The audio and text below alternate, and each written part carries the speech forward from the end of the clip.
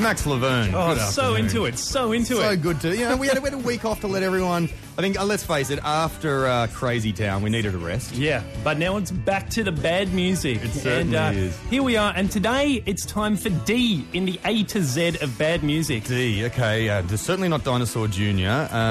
It was a tough one Don because to Watson? me it seemed obvious that D should be Dido. Now, Dido, you might or might not recall, is best known as the bit in Stand by Eminem that's not Eminem. And while I well remember Dido, I thought it was a bit much to ask people to remember someone whose whole career was basically an ingenious ploy to make Eminem look less white.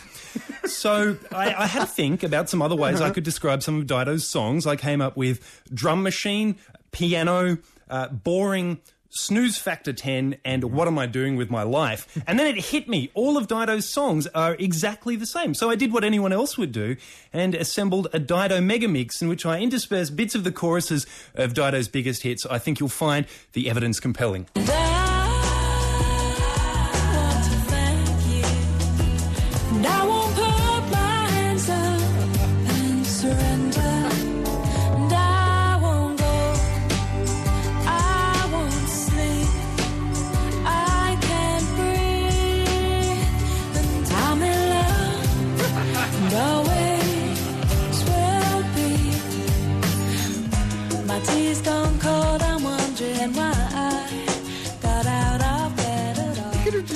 That's like the greatest hits ad without the voiceover. That's right. So there you have it, Dido. Before we move on, I just wanted to get this in somewhere. I discovered it in my research that not everything about Dido is beige and slightly unpleasant. She actually has a very impressive name. Her real name is Dido Florian Cloud de Boonevjal O'Malley Armstrong.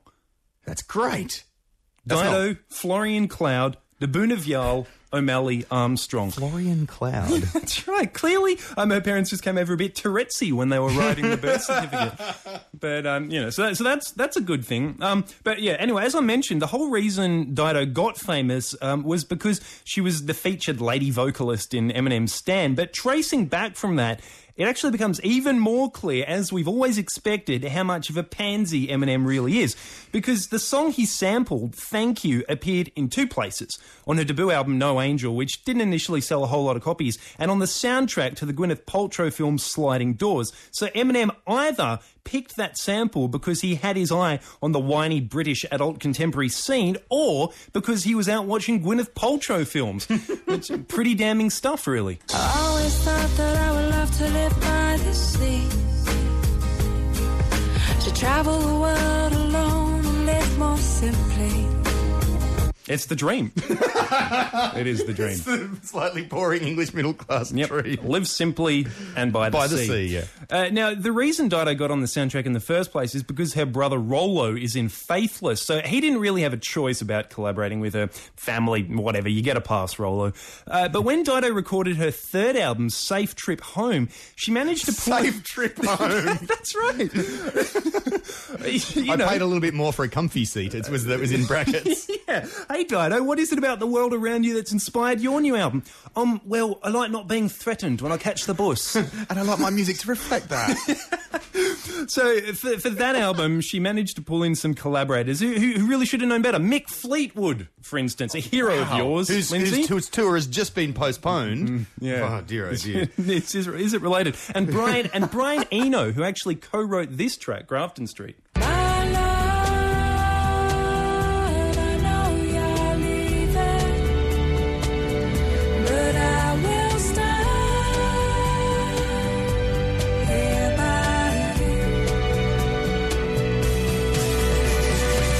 Anyway, the good news is for lovers of beige music that work has wrapped up on Dido's fourth album. It's coming out this year, so you'll be able to get it for Christmas for all the boring people in your life. Thank you, Max Laverne.